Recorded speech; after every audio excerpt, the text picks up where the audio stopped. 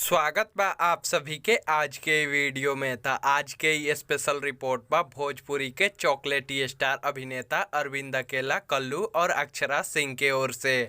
आप सभी के बता दी कि भोजपुरी के चॉकलेटी स्टार अभिनेता अरविंद अकेला, कल्लू और अक्षरा सिंह के आप सभी के बीच में बहुत ही शानदार और ज़बरदस्त पारिवारिक फिल्म आवे वाला बा, जौना फिल्म के नाम बा शुभ घड़ी आयो।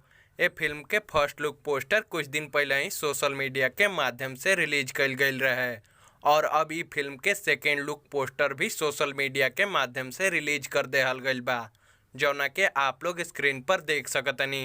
ई फिल्म में आप सभी के पहली बार अक्षरा सिंह और अरविंद अकेला, कल्लू के शानदार जोड़ी देखे के मिली। ई फिल्म के प्रोड्यूस कैले बड़े आशुतोष सिंह व अभिषेक श्रीवास्तव और ई फिल्म के डायरेक्ट कैले बड़े चंदन उपाध्याय। ई फिल्म काफ़ी शानदार और पारिवारिक फिल्म बनल बा। ई फिल्म के देखे में आप सभी के बहुत मजा आई। ई फिल्म के एडिटिंग और डबिंग के काम कंप्लीट हो चुकल बा और ई फिल्म रिलीज ला एकदम तैयार बा।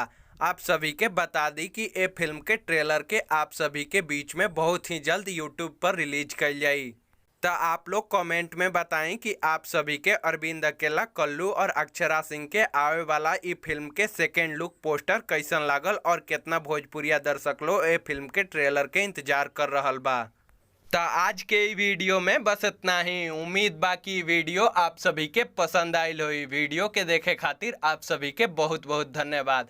अगर वीडियो पसंद आयल तो वीडियो के लाइक कर दी, शेयर कर दी और चैनल पर नया बानी तो भोजपुरी सिनेमा से जुड़ल सभी खबर सबसे पहले देखे खातिर हमनी के चैनल के सब्सक्राइब कर दी और घंटी के बटन के दबा दी।